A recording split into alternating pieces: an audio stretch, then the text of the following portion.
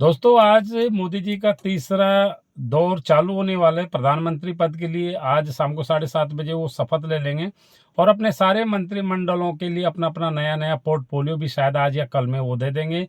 लेकिन सारे मंत्रियों का आज शायद वो शपथ ग्रहण करवाएँगे सभी को, ऐसा आज के मार्केट के करंट न्यूज़ रहे हैं।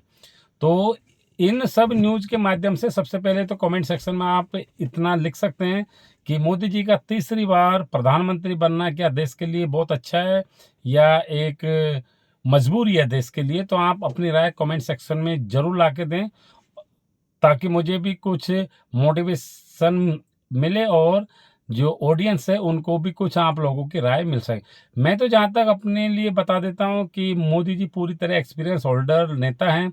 उनको पिछले 10 साल का प्रधानमंत्री पद का और देश को चलाने का या देश की इकोनॉमी का सभी तरह का उनको पूरी तरह से नॉलेज है, तो उनका प्रधानमंत्री बनना एक बहुत अच्छा संकेत है देश के लिए। लेकिन पिछले कुछ दिनों से यहाँ पर हम मीडिया के माध्यम से देख रहे हैं, न्यूज़ के माध्यम से, कि हमारा जो स्टॉक मार्केट है, इस स्टॉक मार्केट के अंदर राजनीतिकरण धीरे-धीरे होते जा रहा है। जो ये स्टॉक मार्केट के लिए शायद अच्छा नहीं है, क्योंकि स्टॉक मार्केट ये सभी के लिए और ये देश की इकोनॉमी का एक अहम पार्ट है, तो इसके अंदर राजनीतिकरण नहीं होना चाहिए। क्योंकि पिछले दिनों न्यूज़ पे हमने देखा था राहुल गांधी जी अपना कुछ बयानबाज़ी कर रहे हैं, अमित शाह जी कुछ बयानबाज़ी कर रहे हैं, नरेंद्र मोदी जी जो अपने पीएम है वो भी कुछ बयानबाज़ी कर रहे हैं।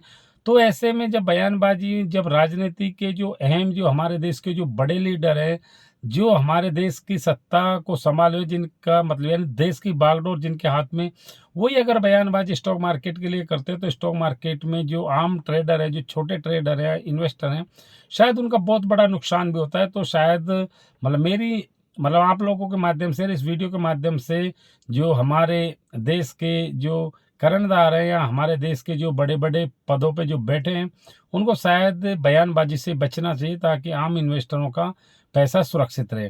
क्योंकि इन लोगों की बयानबाज़ी से मार्केट के अंदर वोलेटिलिटी आती है, तो उसमें जो छोटे इन्वेस्टर हैं बेचारे वो फँसते हुए चले जाते हैं।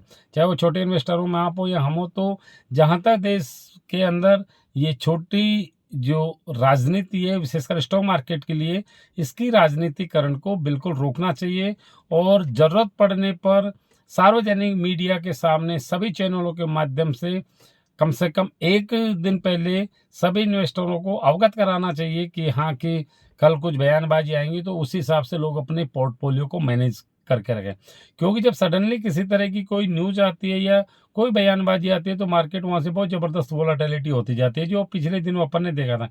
अपन ने देखा था 3 तारीख को जब एग्ज़िट पोल के जो रिज़ल्ट आए थे, उसके बाद में मार्केट ने पूरा लाइफ़ टाइम हाई लगा दिया था और उस लाइफ़ टाइम हाई का रिज़ल्ट ये निकल के गया कि अगले दिन जब मार्केट ने देखा, जब रियल रिज़ल्ट आए थे, तो रियल रिज़ल्ट कुछ और ही नज़र आ रहे थे। तो ऐसे में मार्केट वापस अपने जो हायर पॉइंट था उससे कम से कम 5 से 6,000 पॉइंट सेंसेक्स फिसल के चला जाता है। कम से कम 2,000 पॉइंट फाइनेंस निफ्टी निकल के चला जाता है। मतलब मार्केट कह सकते हैं पूरी तरह से धराशायी हो जाता है। तो इस तरह की जो घटिया राजनीति है या ओछी राजनीति है, ये स्टॉक मार्केट से दूर रहना चाहिए। स्टॉक मार्केट एक प्योर मतलब इसके अंदर सभी लोग, चाहे वो छोटे इन्वेस्टर हो या बड़े इन्वेस्टर हो, सभी अपनी मेहनत का पैसा लगाते हैं। मेहनत का पैसा जब इस तरह एक ही दिन में उनके सामने जब स्वाह होते हुए चले जाते, लाखों करोड़ रुपए जब मार्केट में इन्वेस्टरों के डूबते, तो शायद उनको एक बार इसके ऊपर से बिलीव भी थोड़ा कम होते हुए नजर आता है। तो ऐसे में जहाँ तक है कि बयानबाजी से बचना चाहिए। जब भी बयानबाजी हो, सार्वजनिक तौर पे हो, मीडिया के सामने जब हो, तो बहुत सोच समझ के, मतलब कभी स्टॉक मार्केट से किसी को डराना नहीं चाहिए। बयानबाजी के माध्यम से छोटे इन्वेस्टरों जो तुरंत डूबते हैं, तुरंत मार्केट पैनिक में आए, ऐसी बयानबाजी से बचना चाहिए। अभी मैं बात करता हूँ कि यानी पीएम साहब का जो नया पोर्टफोलियो है, नया पोर्टफोलियो जो बनेगा, कैबिनेट का जो नया पोर्टफोलियो बनेगा, शायद उसके ऊपर कल स्टॉक मार्केट पूरी तरह रिएक्शन करते हुए नजर आएगा। मार्केट हो भी सकता है वन टाइम के लिए, जो इसने लाइफ टाइम हाई अचीवमेंट दिया था 3 जून को, शायद उसके बहुत ऊपर भी कल मार्केट जा जा सकता है। लेकिन अगर स्टॉक मार्केट को कहीं भी अगर स्टेबिलिटी में अगर कमी नज़र आती है, आज के मंत्रिमंडल के माध्यम से अगर सरकार में किसी भी तरह की स्टेबिलिटी में कमी आती है, तो हो भी सकता है मार्केट एक बार प्रॉफिट बुकिंग की तरफ जाए।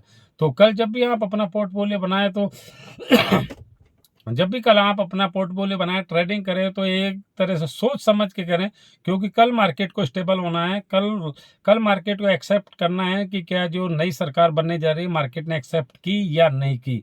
तो उसी आधार पे अपना पोर्टफोलियो ट्रेडिंग आपको लेके चलनी चाहिए। कल का दिन मैं कहता हूं कि शायद, अगर मेरा तो राय ये है कि कम से कम 2 बजे तक आपको वेट एंड वॉच की स्थिति रखना चाहिए कि मार्केट किस कदर जाएगा, क्योंकि जो 7 जून का जो ट्रेडिंग सेशन था, मार्केट ने पूरी तरह से उसको रिकवर करके और मार्केट को, विशेषकर निफ्टी सेंसेक्स को, अपनी लाइफ टाइम हाई के ऊपर क्लोजिंग दिलवा दिया। सिर्फ बैंक निफ्टी एक ऐसा इंडेक्स बचा है जो अपने लाइफ टाइम हाई से थोड़ा पीछे रह गया। तो अगर कल का पोर्टफोलियो मार्केट को पसंद आएगा तो मार्केट अपने नए शिखर को वापस छूते हुए नजर आएगा 1 या 2 ट्रेडिंग सेशन में।